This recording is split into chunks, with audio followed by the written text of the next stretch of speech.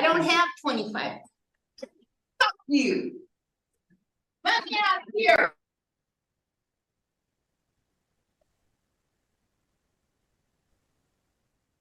I will provisionally appoint you. This is Sabrina Lynn Anderson here for arraignment on Y23000069. Is that your true and correct name, ma'am? It's Serafina. Serafina? And your date of birth is 1/24/1960. okay. Earlier, I went over your rights to arraignment with you. Any questions about your rights that I wasn't able to answer? No. Your Honor, I did go over the charge, the maximum penalty, and the mandatory minimum penalty. Would acknowledge the complaint, waive formal reading, and ask to plead not guilty. Plead not guilty will enter. Probable cause was previously found on February 1st of this year.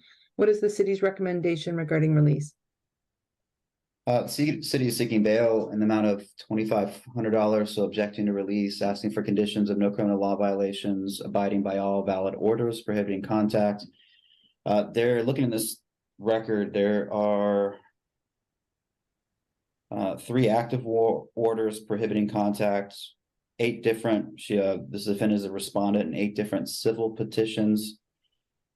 This particular alleged order is a stalking order, and the order itself was not enough to prevent the alleged contact, which was coming to the sufficient to prevent contact in the allegation before the court today.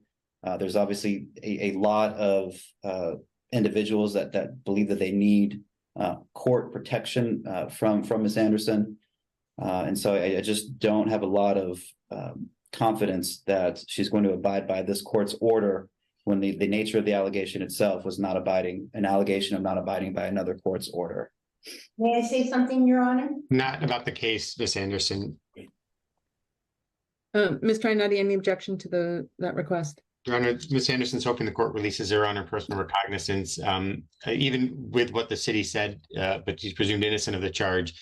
There was an allegation from over a year ago, and there's been no other allegations that she's violated this order. So we are hoping the court gives her a chance to show up to handle it out of custody. She's indicated she can abide by the other conditions of not violating law, not violating the order, and showing up for her court dates. Her address is good on her rights form. She would need to screen if she's intending on asking for assistance from the public defender, and I explained how to do that. Well, my one fear is if I release Ms. Anderson, that she's going to end up in Kent. No. Kent is a $5,000 warrant right now. What? There's a warrant for your arrest in the amount of $5,000 out of Kent. I don't know anything about that.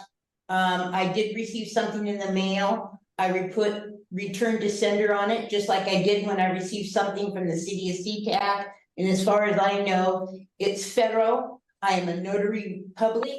I have an equine rescue. I am a property owner. I have a 3.8 in a county. And I just want to be left alone to do and what I don't bother these people. So I've just heard you say that we summoned you in, you received the notice and yes, you're right. Return to sender because it was ludicrous. I don't come around these people. They force themselves on me. Okay, I'm fine. I have 12 acres. I'm imposing bail in the amount of $2,500. I'm going to follow. I can't afford that. I can't afford that. Additional conditions that you attend all future court appearances, have no new criminal law violations, update your address with the court and DOL immediately if there are any changes, abide by any and all anti-harassment and protection orders.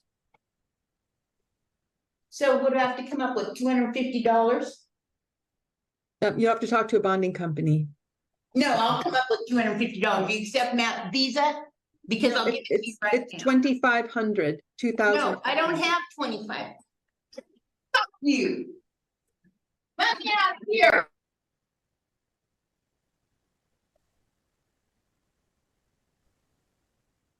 I will provisionally appoint you while she's in custody. Thank you, Your Honor.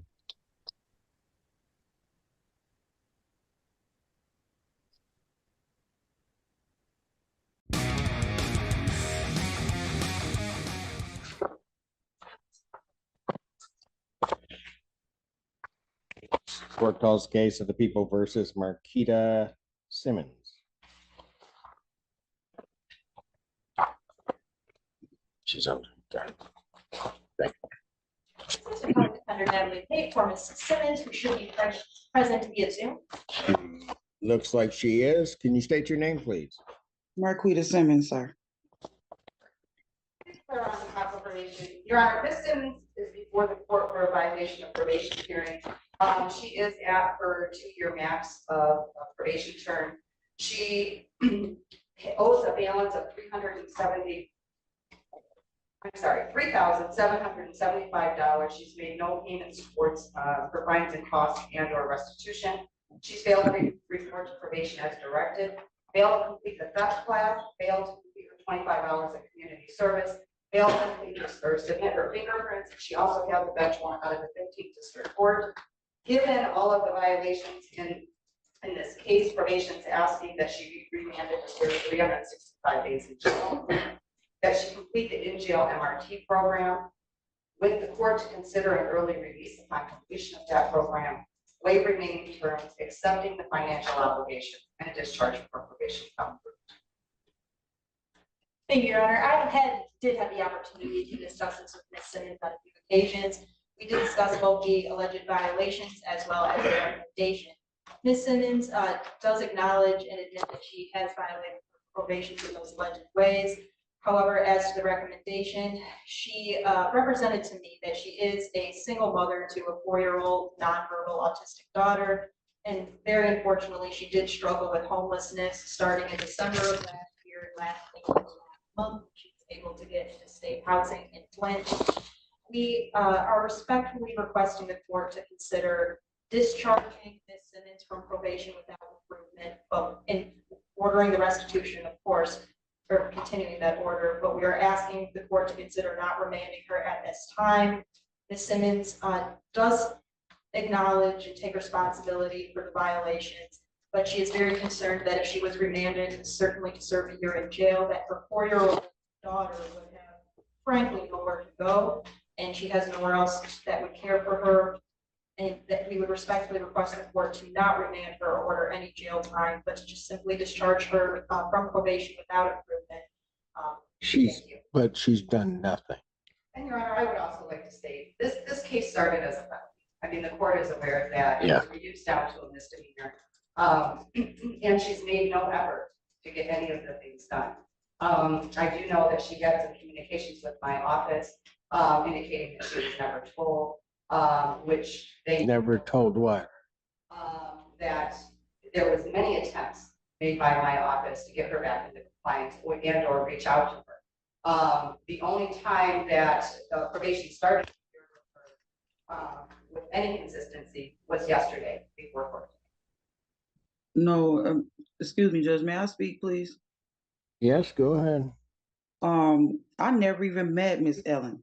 After the court date and all the appearances and things like that, I tried to contact her to see what the stipulations of my probation was. She never contacted me. Hold on. You're telling me you tried to contact my probation office and they didn't call you back? Yes, sir. I I do not emailed. believe that. I don't Yes, believe sir. that for a minute. Yes, sir. I don't have no reason to lie on this lady or myself, sir. I did report where I was supposed to, and I contacted her, and I talked to the secretary lady. A lot of times she was always in court, and she said she'll give her the message to call me Ms. back. Polera is only in court with me 2 days a week max. So that I know that's not true.